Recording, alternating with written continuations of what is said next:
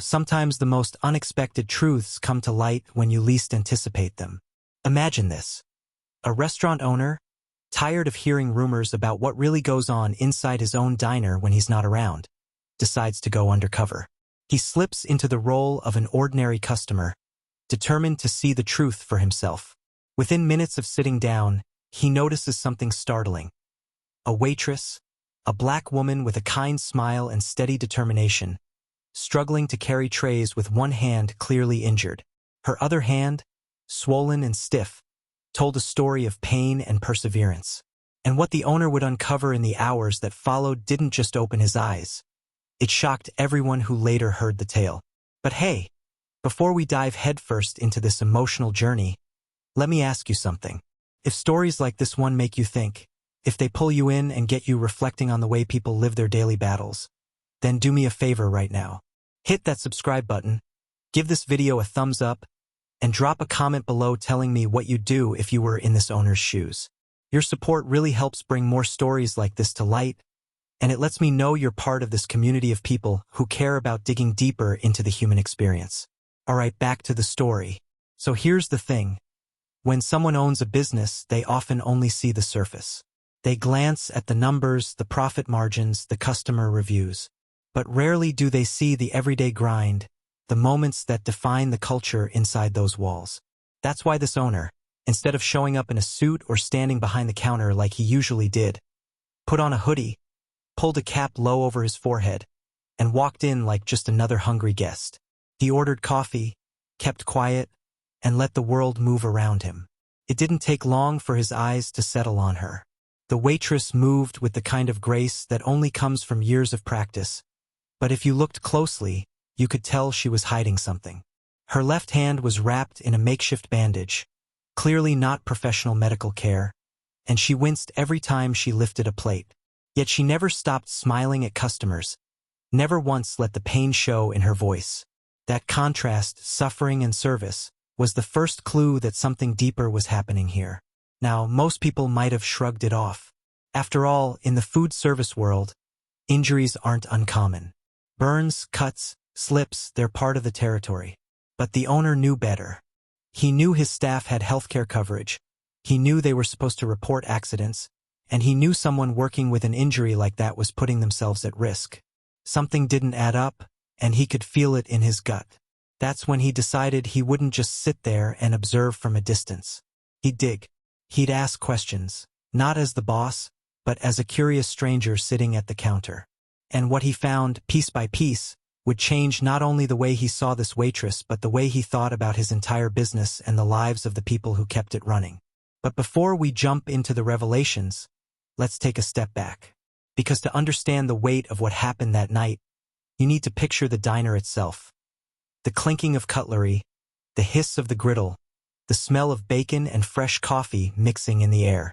It was the kind of place where truckers pulled over for a late-night bite, where families gathered after Little League games, and where the same regulars claimed the same corner booths day after day. It wasn't fancy, but it had soul. And hidden in that soul was a story the owner was about to uncover, one that would test his values, his patience, and his compassion in ways he never expected. The waitress's name, as the undercover owner would later learn, was Marissa. She was in her early 30s, with a calm confidence that filled the room even when she barely spoke. There was something magnetic about her energy, the way she greeted customers with a "How y'all doing tonight?" and remembered their usual orders without glancing at a notepad. People responded to her warmth. You could see it in the smiles of regulars and the tips tucked neatly into her apron pocket. But beneath that polished service was a fatigue you couldn't fake. From his booth, the owner noticed how she favored her right arm, awkwardly balancing trays, nudging doors open with her hip, even pouring coffee with an odd tilt. At first glance, it might have looked like she was just clumsy, but if you studied her movements closely, like the owner did, you saw the truth. She was adapting, compensating for something that hurt every time she used it. And still, not one customer complained. Not one raised an eyebrow. Because Marissa had mastered the art of hiding pain behind courtesy. She laughed at corny jokes, offered refills before mugs were empty, and even teased one old-timer about sneaking pie into his diet. That's the kind of person she was, always putting others first. The owner leaned back in his seat, processing the contradiction. His mind started racing. Why didn't she tell anyone?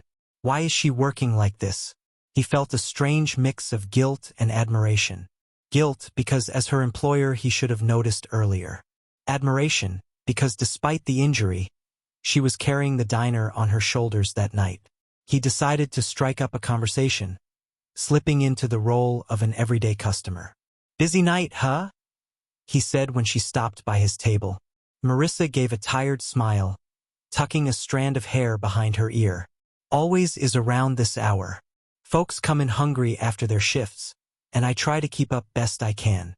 Her voice had that resilient rhythm, soft but steady, like someone who'd carried weight for a long time. The owner's eyes flicked down to her hand, wrapped loosely in a bandage. "That looks rough," he said casually, pointing to it. "Oh, this?" she chuckled, brushing it off. "Just a little accident at home. Nothing I can't handle." She moved on before he could ask more. But that quick dismissal told him everything. She wasn't going to open up easily. And that's when the story shifted gears. The owner realized this wasn't just about a workplace injury, it was about trust, fear, and maybe even survival. People don't keep secrets like that unless there's a reason. And if there was one thing he was determined to uncover during this undercover experiment, it was the why. Hours rolled by, and the diner's rush slowly died down. Fewer customers meant Marissa finally had moments to breathe between tables. The owner used that lull to observe her more closely.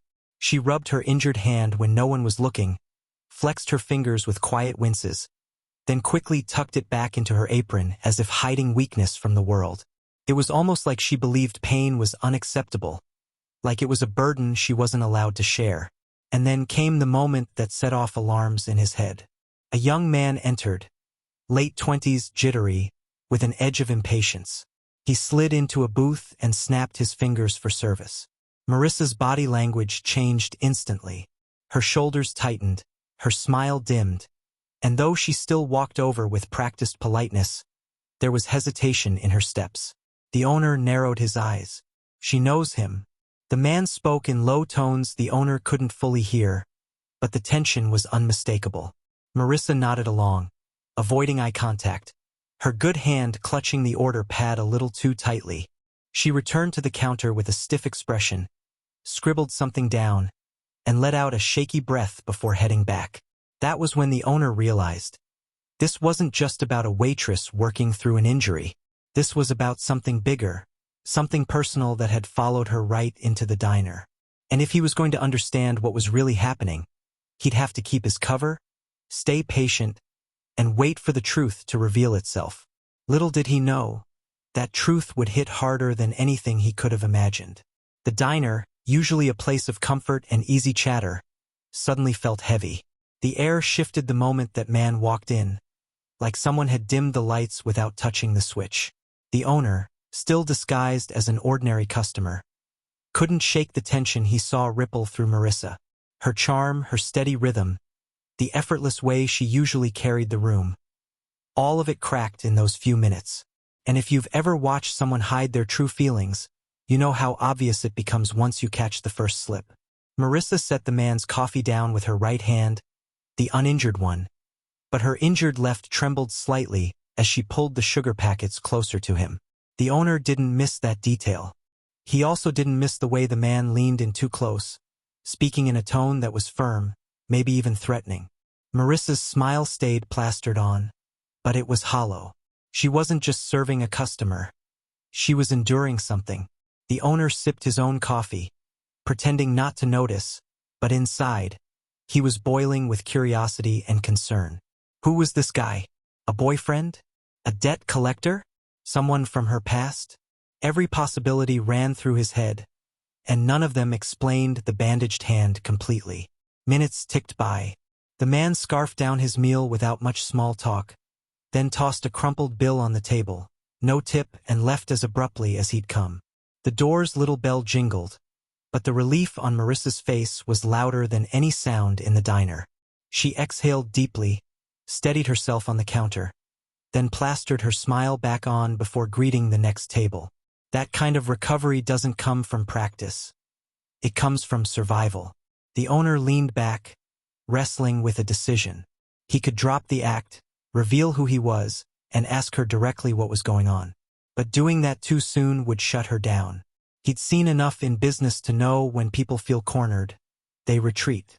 So instead, he made a choice. He'd stay in disguise, dig deeper, and earn her trust in the only way a stranger could, through conversation, patience, and a listening ear. Later that night, as the diner emptied and the staff began wiping counters and flipping chairs onto tables, the owner took his chance. He lingered, pretending to sip the last drops of his coffee, and caught Marissa alone near the register. "You doing all right?" he asked softly, his tone genuine. She gave a little laugh, the kind people give when they're buying time. "I'm fine. Just a long night, you know?" But the owner didn't let it go. "That guy earlier, he seemed to rattle you." Her eyes darted up, sharp and guarded. For a moment, it looked like she'd shut down completely. But then she sighed, dropping her shoulders. "Let's just say not everybody who walks through that door brings good energy. But I handle it." Her words were simple, but the weight behind them was enormous. And though she didn't say it outright, the owner could hear what she was really communicating. "There's more to the story, but I'm not ready to tell it." That night, he left the diner with more questions than answers. He couldn't shake the image of Marissa juggling plates with one good hand, couldn't forget the flash of fear in her eyes when the man appeared, couldn't ignore the voice in his head telling him he was missing something urgent. And yet, he knew instinctively this wasn't just about being a boss anymore. This was about being a human being who saw another human in pain. The next day, he returned. Not in his usual role as the proud owner greeting customers, but once again disguised, slipping into the diner as the morning crowd gathered. And as fate would have it, that's when the real story began to unfold. The story of Marissa's broken hand, the battles she was fighting outside of work, and the shocking truth that would leave not only the owner but everyone who later heard it absolutely stunned. The morning crowd at the diner had a different rhythm than the late-night rush. Instead of tired truckers and night shift workers, the booths filled with families grabbing breakfast before school, retirees sipping coffee with the newspaper, and locals catching up on town gossip. It was lively but softer, like the world easing into a new day. The owner, still disguised, slipped into a booth near the window where he could observe without drawing attention. His plan was simple: watch, wait, and, if the moment felt right, find a way to connect with Marissa. When she appeared from the back, apron tied snugly and hair pulled into a neat bun, he almost didn't recognize her at first. She looked fresh, composed, even cheerful. But then he saw it, the hand. Wrapped tighter than the night before, the bandage looked newer, but her movements were stiffer, as if the pain had only worsened overnight. She caught him looking. "Coffee?" she asked with a practiced smile. "Please," he replied, matching her tone. As she poured, the owner noticed the way she shifted her weight, carefully keeping the pot steady with her right hand. Her left hung by her side, fingers curled slightly as if gripping an invisible memory. "You ever think about taking a day off?" he asked gently. She chuckled, but her eyes betrayed her. "Day off? Who's gonna cover my tables? Besides, bills don't pay themselves." The owner wanted to press further, but before he could, the bell above the door jingled. The man from the previous night walked in. This time, the owner got a better look. Tall, lean, with a restless energy that clung to him like static. His jaw was tight, his eyes sharp, scanning the diner like he owned the place. Marissa froze just for a second. She inhaled deeply, straightened her shoulders, and greeted him with the same professional cheer she gave everyone else.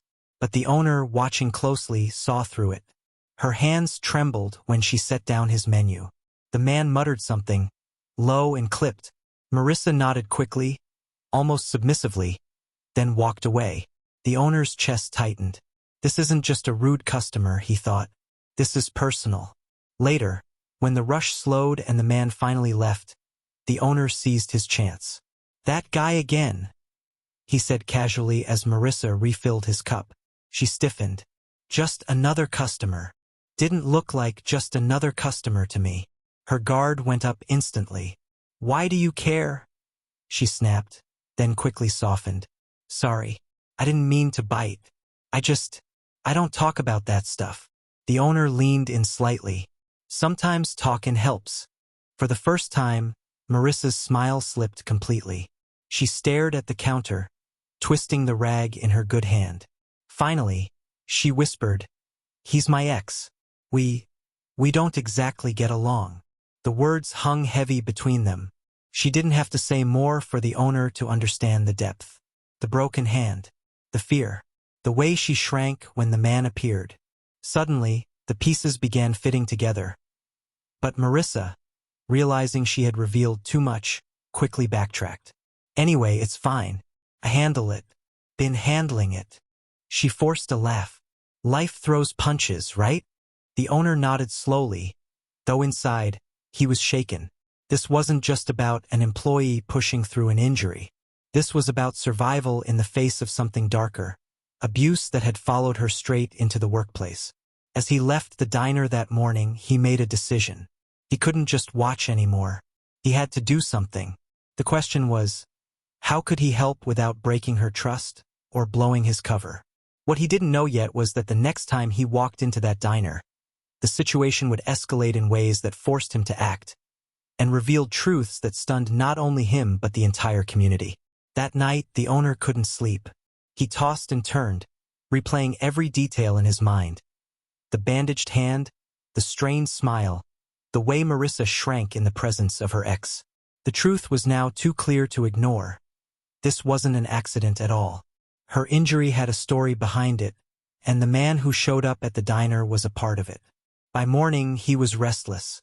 He wasn't just a business owner anymore. He was a man carrying a secret about one of his employees.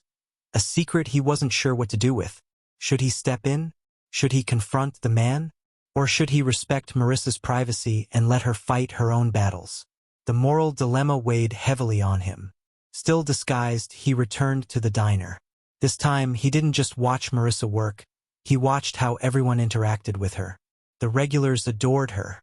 Kids smiled when she walked by. Seniors asked for her specifically. And even the cook in the back shouted her name with a kind of brotherly respect. To them, Marissa wasn't just another waitress. She was part of the heartbeat of the place. But beneath the warmth she gave to everyone else, the owner noticed something. She was fading. Her eyes were tired, her movements slower, and though she pushed through with grit, she was clearly carrying more than just trays. She was carrying fear, and it was eating at her. When the lunch rush calmed down, the owner called the cook over casually, keeping his disguise intact. "That waitress," he said, nodding toward Marissa. "She's something else, huh?" The cook, wiping his hands on a towel, grinned. "Best we got. Marissa keeps this place running. Don't know what we'd do without her." "Seems like she's been struggling, though," the owner pressed. The cook's smile faded. He lowered his voice. "Yeah, heard she's dealing with some rough stuff at home. She don't say much, but let's just say that guy who comes in sometimes? Bad news. Real bad news." The owner felt his chest tighten. Confirmation. He wasn't imagining it. Later that evening, just as the dinner crowd started trickling in, the bell above the door jingled again. And there he was, the same jittery energy, same sharp eyes scanning the diner. Only this time he looked angrier. Marissa stiffened immediately. She approached him cautiously, her injured hand tucked tight against her side. The man spoke louder than before, his voice sharp enough for nearby customers to glance over. "Told you we'd talk," he said, jabbing a finger toward her. The owner gripped his coffee cup, forcing himself to stay calm. Every instinct screamed to step in, to put a stop to whatever was happening. But if he broke his cover now, the story would collapse, and Marissa might never trust him enough to accept help. Instead, he watched.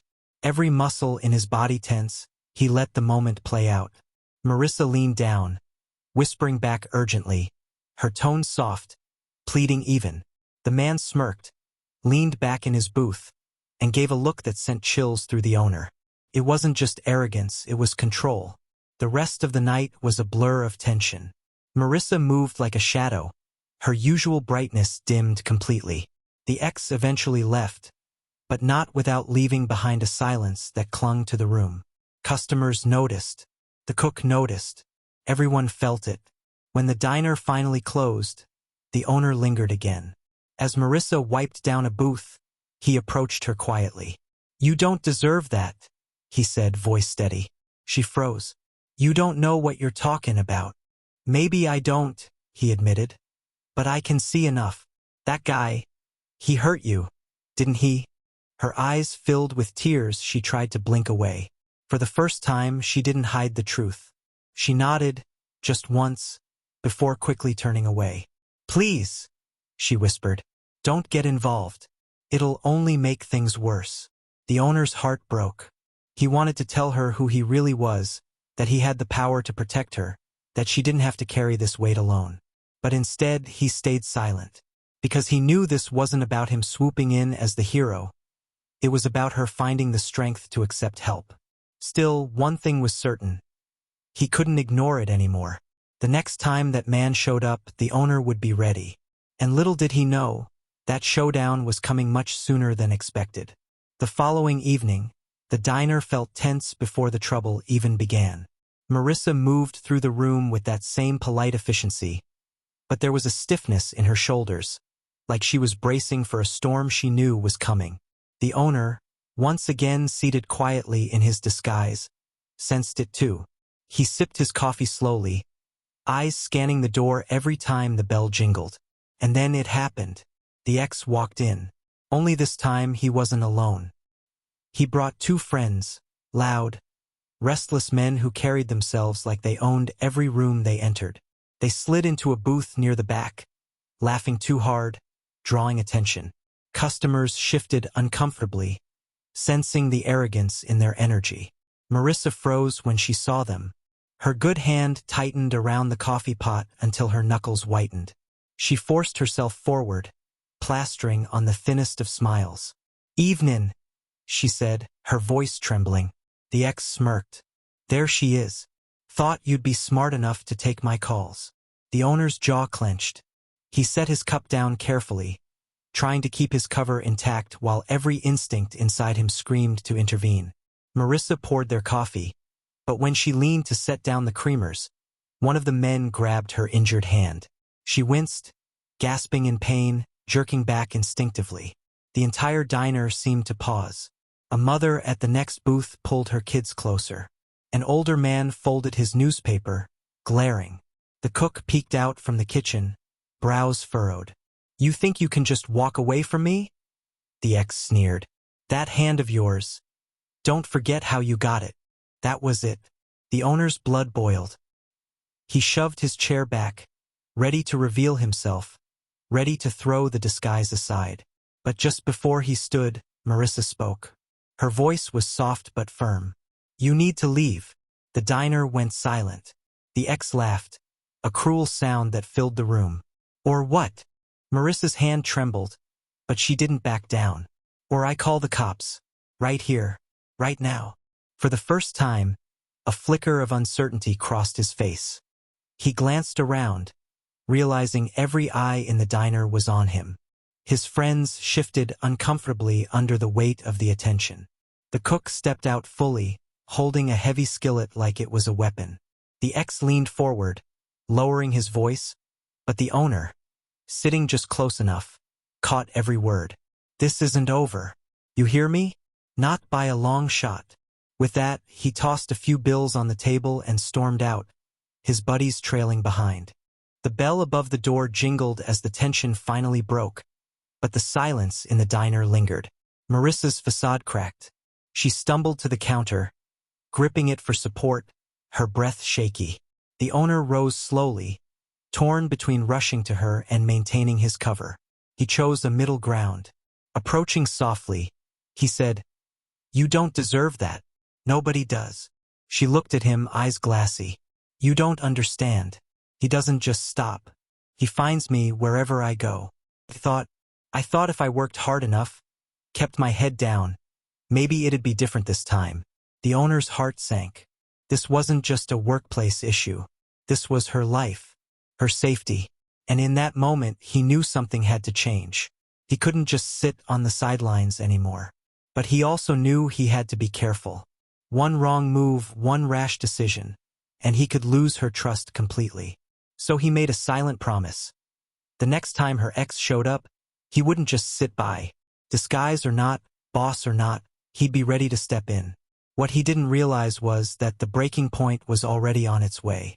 And when it came, it would push everyone, Marissa, the staff, the customers, and the owner himself, to the edge of what they thought they could handle. The next Friday night landed like a drumbeat. Steady, loud, impossible to ignore. The diner ran at full tilt. Orders flying to the pass, the bell dinging in bursts, forks chiming on plates like tiny metronomes. Marissa moved through it all with that practiced grace. Lipstick fresh, curls tucked behind one ear, smile just convincing enough to pass a quick inspection. But anyone paying real attention, like the man in the corner booth wearing a nondescript cap, could see the fatigue hiding in the edges of her eyes and the careful way she shielded her injured hand. He'd promised himself he wouldn't sit on the sidelines again. Not tonight. At 8:37 p.m., the bell over the door gave its bright little jingle, and the room's energy changed as if a draft had slipped through the seams. The ex stepped in, alone this time, carrying the kind of stillness that meant trouble. He didn't swagger, he assessed. His gaze hawked across the booths until it landed on her. Marissa stiffened mid-pour, a thin stream of coffee missing the cup by a fraction before she righted it with a quick apology to the customer. The owner's heart thumped a warning he could feel in his throat. The ex claimed a stool at the counter, too close to the register. "We're talking now," he said, low enough that only the front half of the diner could hear, which somehow made it worse. Marissa set down a menu she didn't need. She lowered her voice to match his. "You need to leave," she said, steady but soft. "You can't be here if you're gonna start something." He smiled like a lock clicking. "Who said I'm starting anything? I came for a conversation." A toddler at the nearest booth fumbled with a paper straw. The child's father watched, uneasy. The cook leaned out from the pass, eyes narrowed. The owner stayed seated, hands under the table, fingers pressed together, counting breaths. 1, 2, 3. Marissa tried to move on, a slow pivot to another table. The ex caught her apron tie, not rough but possessive, and drew her a half step back. It was small, quick, almost invisible if you weren't looking. The owner was looking. He was on his feet before he realized it, the chair legs scuffing the tile. Marissa's eyes flicked to him, just a flash, and he saw the plea there. "Don't. Not like this." But the moment had chosen itself. "Sir," the owner said, voice calm enough to be mistaken for casual. "Let her work." The ex turned, sizing up a stranger who sounded too certain. "And who are you?" The owner felt the thin veil of his disguise peel away. For days he'd been a shadow, a witness, a quiet constellation of doubt and resolve. But shadows don't protect people. "I'm the one responsible for this place," he said, letting the words land. "And responsible for the people in it." A few regulars traded glances. The father at the booth straightened. The cook stepped fully into view, a towel slung over his shoulder like a flag. The room didn't clap or cheer. It reoriented. Every set of eyes now had a North Star. The ex chuckled without humor. "Owner, huh? Then maybe you should teach your staff some manners." "Manners," the owner said. "Start with not putting your hands on my employee." Silence. Just the griddle hissing, a glass settling on wood. The ex's jaw tightened. He rose from the stool, crowding the small space between him and Marissa. "You think a name tag that says, 'Owner,' makes you a hero?" "I think it makes me accountable," the owner replied. "Which is why I'm asking you to leave. Now." Could have tipped either way. There are seconds where a story decides what it's going to be. Disaster, miracle, or something stubbornly human in between. In that second, the ex reached. Not for her hand. For the tip jar. He hooked it with 2 fingers and dragged it across the counter as if daring the room to blink. The cook moved first, planting himself at Marissa's side. The father at the booth stood, too, not a brawler, just a line in the sand. The owner stepped closer until he could smell the sharp tang of the ex's cologne and the metallic bite of spilled coins. "Put it back," he said even and low, "and walk away." The ex searched the owner's face for bluff. He found none. The jar clinked back into place, coins rattling like rain on tin. But he didn't step away. He leaned in, voice a thread. "You don't know what she owes." The owner didn't flinch. "I know what she's owed here. Safety, dignity, and a paycheck she earns with integrity. That's the only debt on this counter." Marissa's breath hitched. It sounded like the first inhale after surfacing. "Security's already on the way," the cook said, a bluff of his own. There was no security, only a quick dial on an old cordless phone. The ex's eyes flicked to the front door, to the faces watching. Shame can be a difficult mirror. He turned it outward. "You think this ends in a diner? You think she walks out of here and this is over?" He looked back at Marissa, and his voice softened to something almost gentle, which somehow made it colder. "You know where to find me." He started to pivot. The owner said, "There's one more thing." The ex paused. The owner looked to Marissa, not past her. "If you want me to stop, I stop." A beat. She didn't speak. Her eyes shone and then steadied. She gave the smallest nod. The owner turned back. "You're trespassing. You're harassing my employee. And you're done. We're filing a report tonight. If you come back, it'll be with an officer beside you." "You don't have proof," the ex snapped. The owner angled his head. "Cameras cover the counter, the door, and the main aisle. Audio's clean." It was true. He'd installed better coverage months ago after a string of petty thefts. He hadn't expected it to matter like this. The ex measured the math. "Law, eyes, community." He scoffed, shoved the door open, and disappeared into the wash of street noise. The bell gave one last defiant jingle and went still. For a long breath, no one moved. Then the diner exhaled all at once. The cook slipped a glass of water into Marissa's good hand. The father sat back down, trembling in the way people do when adrenaline leaves. A teenager behind the register muttered, "Dang," and then, "Sorry." As if speaking had broken something sacred, the owner spoke quietly to Marissa. "I should have said this sooner. I'm not a stranger. I'm the owner. And I'm sorry I didn't step in before tonight." Her lips parted, surprise, then relief. "You knew? All this time. I needed to understand before I made promises," he said.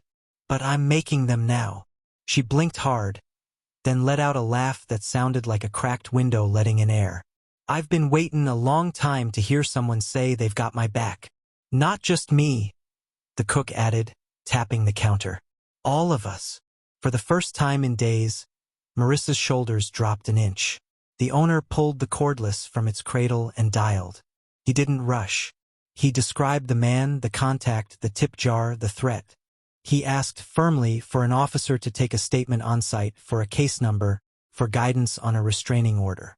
He didn't hand off the phone to Marissa until she nodded that she was ready.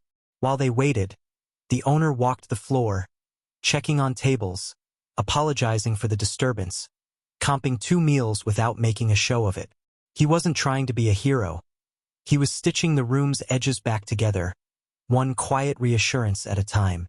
When he returned to the counter, Marissa was staring at her bandaged hand. "It happened 3 weeks ago," she said. "He slammed the door when I tried to leave. I told myself it wasn't that bad." She swallowed. "I told myself a lot of things." "You told yourself what you had to get through," the owner said. "Now we tell ourselves something different." "What's that?" "That you're not alone anymore." The police report was filed, the statement taken, and the ex was officially barred from stepping foot in the diner again. But if life were as simple as paperwork, stories like Marissa's wouldn't exist.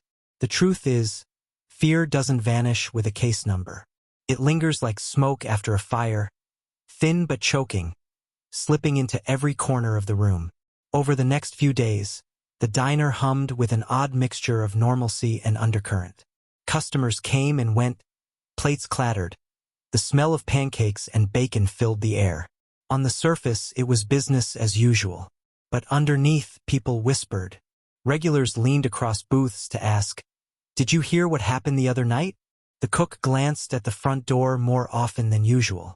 And Marissa, though she worked with her familiar warmth, carried a heaviness in her posture, as if waiting for the next shoe to drop. The owner, no longer in disguise, walked the floor with a new sense of presence. He wasn't just checking on customers or counting receipts, he was watching, listening, protecting.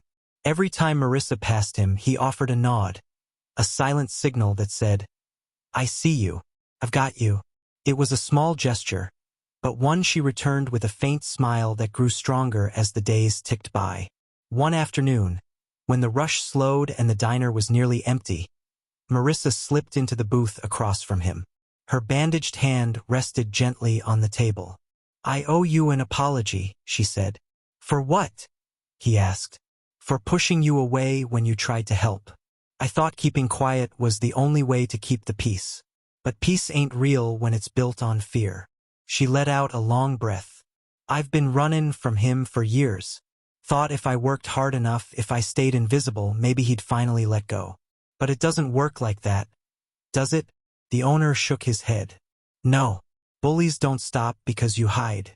They stop when they know you've got people standing behind you." Her eyes softened, and for the first time since he'd seen her injured hand, she allowed herself a small laugh. "Funny thing is, I never thought anyone would. Not for me. You'd be surprised what people are willing to do when they realize someone they care about's been hurting," he said. He gestured toward the cook, who was scrubbing the grill like it owed him money, and toward the waitress refilling the salt shakers. "They're your family too, whether you realize it or not." Marissa's eyes watered, but she blinked it back quickly. "I've been carrying this alone for so long. I forgot what it felt like to let someone else share the weight." The conversation hung between them, heavy but healing. And in that moment, the owner realized the diner wasn't just a business. It was a community. And protecting that community meant protecting Marissa. But while her spirit was beginning to mend, her body still bore the burden. The injured hand made every shift harder. Carrying trays, lifting pitchers, even writing down orders strained her. She'd never complain, but the owner saw it. One evening, after closing, he called her into his office. On the desk sat a small stack of paperwork. She looked wary, as if expecting bad news. "You're not in trouble," he said quickly. "Quite the opposite. I've been thinking about how much you've given to this place, and how much you've been carrying on your own. I want to give you paid time off. Long enough to let that hand heal." Her eyes widened. "Time off? I can't. I need the money." "You'll still get your paycheck," he interrupted gently. "This isn't about losing wages.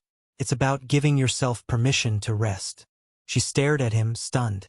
"Nobody's ever done that for me before." He smiled. "Then it's about time someone did." For a long moment, she was quiet, her good hand brushing over the bandage as if finally giving herself permission to believe it. Then softly, she said, "Thank you." But even as the weight lifted slightly from her shoulders, a storm was gathering outside the walls of the diner. Because while the ex had been pushed back, men like him don't vanish. They linger, plotting their next move. And before this story reached its end, he would return one last time. And this time, he wouldn't come quietly. For nearly a week, the diner breathed easier. With the police report filed and the restraining order in process, the staff moved with a new rhythm. Customers noticed too. The regulars who had witnessed the tension now offered Marissa warm smiles, extra tips. Even small words of encouragement slipped between orders.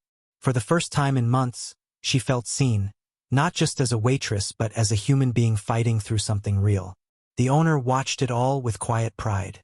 He'd promised himself that if he ever discovered something broken inside his business, he would fix it. But what he hadn't expected was how deeply personal it would feel. This wasn't about payrolls or profit margins anymore. This was about standing up for someone who had been silently carrying more than anyone realized. But peace can be fragile, and sometimes it only takes one storm to rip it apart. It was a Saturday evening when the storm broke. The diner was packed. Families crowding the booths, couples leaning close over milkshakes, the clatter of plates filling the air. The energy was warm, familiar, alive. And then the door opened. He was back. The ex walked in with a force that seemed to drag the air behind him. No friends this time, no disguise of charm or laughter. His eyes were hard, his stride sharp. And the moment Marissa saw him, the color drained from her face. The owner, who had been near the counter, straightened instantly. His body tensed, every muscle ready. He had already promised himself he wouldn't wait on the sidelines again. The ex ignored the empty tables, ignored the customers, ignored the glares from those who recognized him. He went straight for Marissa. "We're not done," he snapped, his voice slicing through the room. Marissa took a step back. "You can't be here," she said, her voice firm but trembling at the edges. "There's a restraining order." He slammed his fist against the counter, making the silverware rattle. Conversations stopped. A baby started crying. The cook dropped his spatula with a clang, stepping forward from the kitchen. "Don't you dare talk to me about orders," the ex growled. "You think a piece of paper's gonna stop me?" That was enough. The owner stepped in, planting himself squarely between them. "It will stop you," he said evenly, "because I'll make sure it does. You need to leave. Now." The ex sneered. "What, you think you're her hero? You think hiding behind your little diner makes you a man?" The owner didn't blink.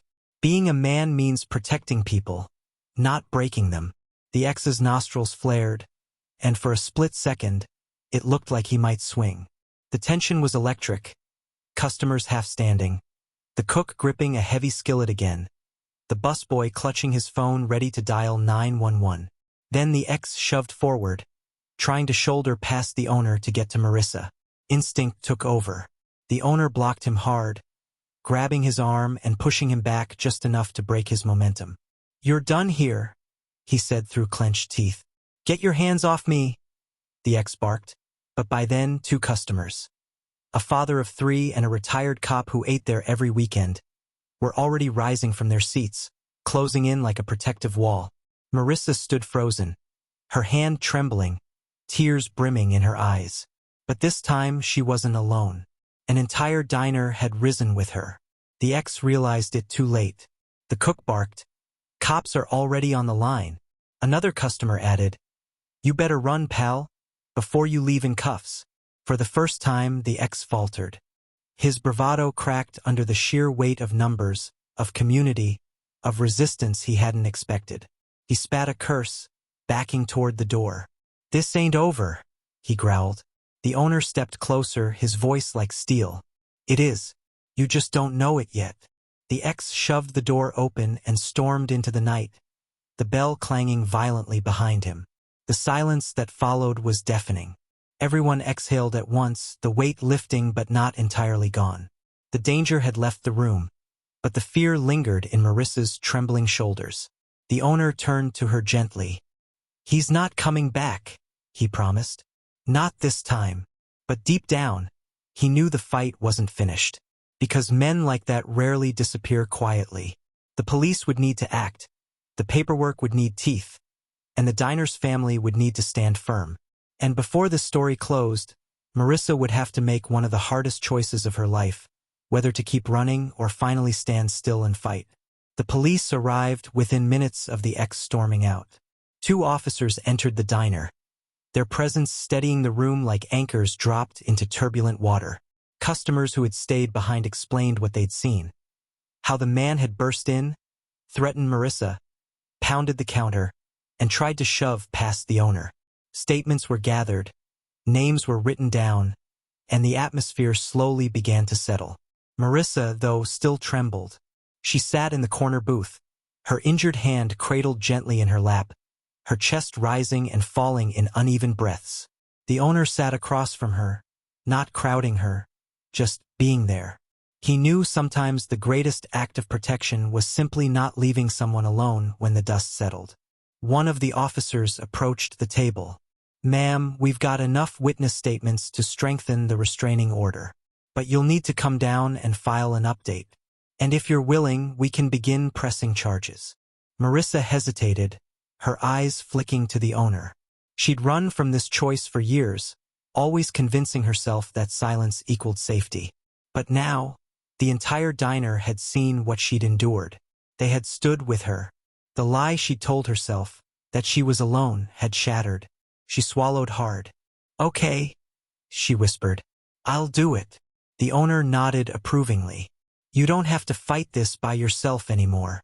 After the officers left, the diner slowly returned to its rhythm. Plates clinked again.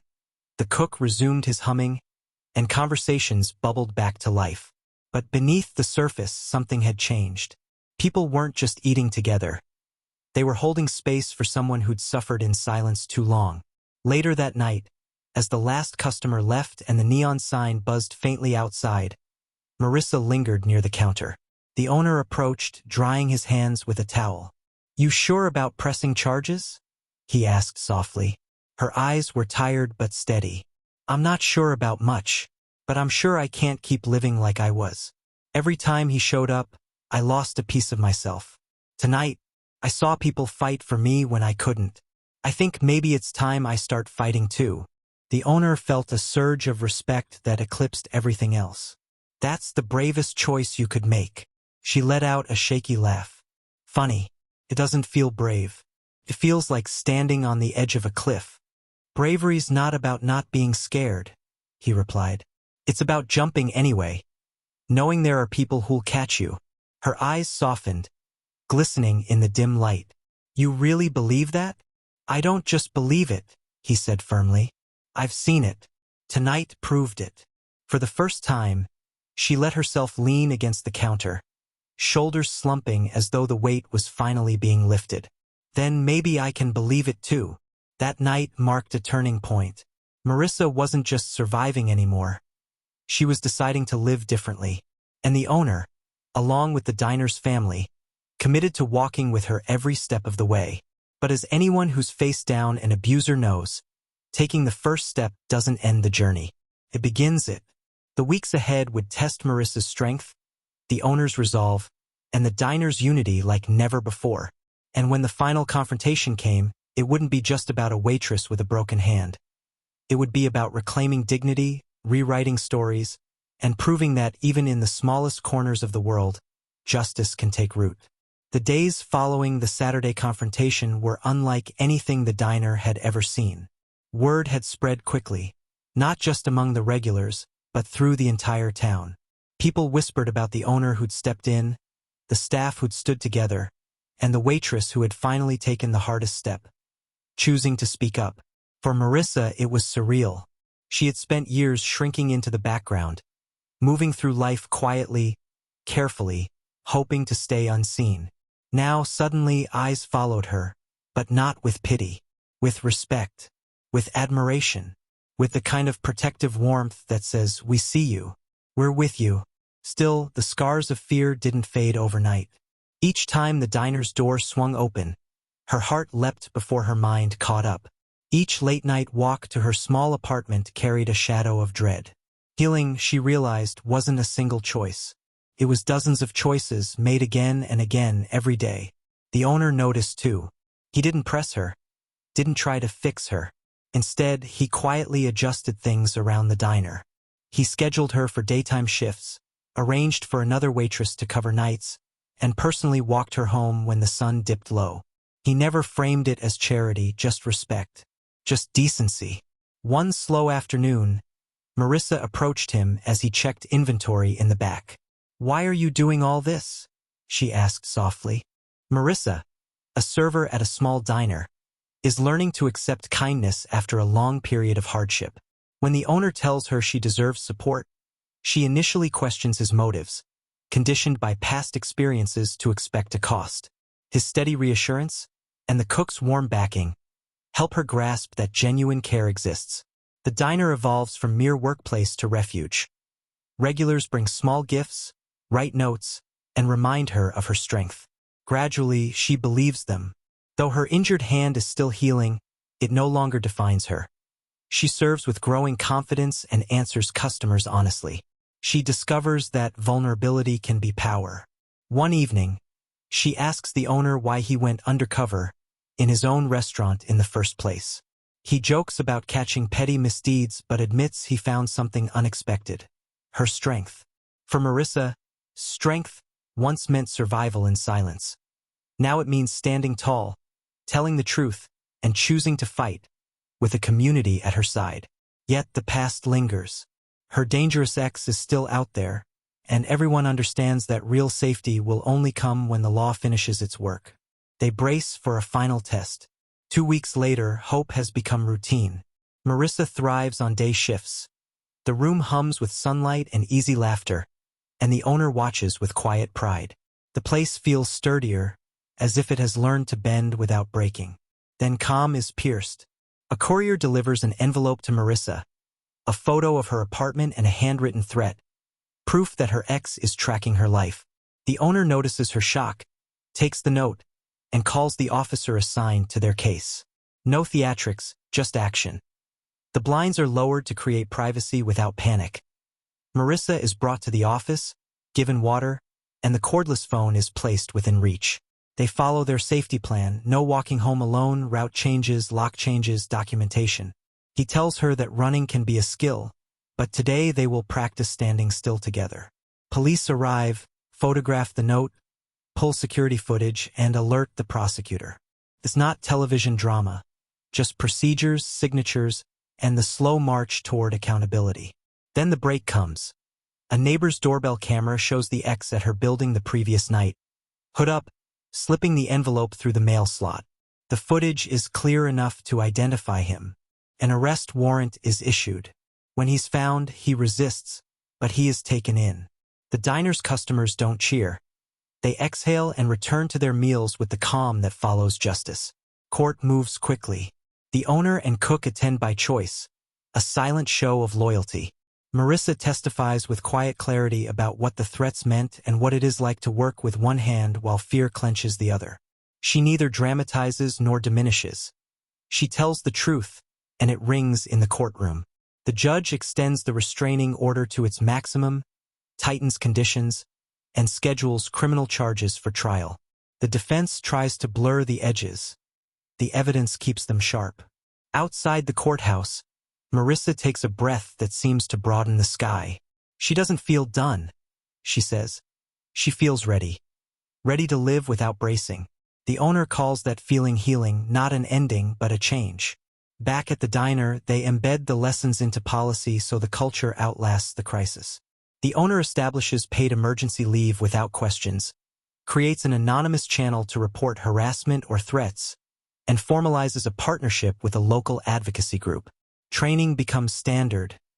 Resources are posted conspicuously, not hidden. He upgrades cameras, improves parking lot lighting, and creates a buddy system for closing shifts. He explains why these measures matter, out loud and repeatedly, knowing culture shifts only through intention. Marissa takes a real week off and returns to a promotion. Floor lead and training mentor. Her influence, always present, now has a title. On her first day back, a nervous high schooler arrives with a crooked resume and fidgeting hands, apologizing for lack of experience. Marissa smiles and promises that experience is what she'll gain, starting with how to read a room, and let a room read you. The owner, watching from the kitchen door, notices that Marissa's bandage is finally gone, replaced by a fine healing line across her knuckles. Evidence, not identity. When a regular teases him about staring, he shrugs and admits that sitting quietly among his staff in disguise was the best decision he ever made. A few weeks later, the retired teacher who swears by lemon pie as medicinal returns with a card for Marissa. Inside, the note says her strength healed more than a hand. It reshaped how the community sees itself. That night, after closing, the staff gather in an easy circle. Without planning to, the owner speaks. He started undercover to find problems and found a person, and then realized the diner had already become a family. The cook, in his gruff way, nudges him to confess affection.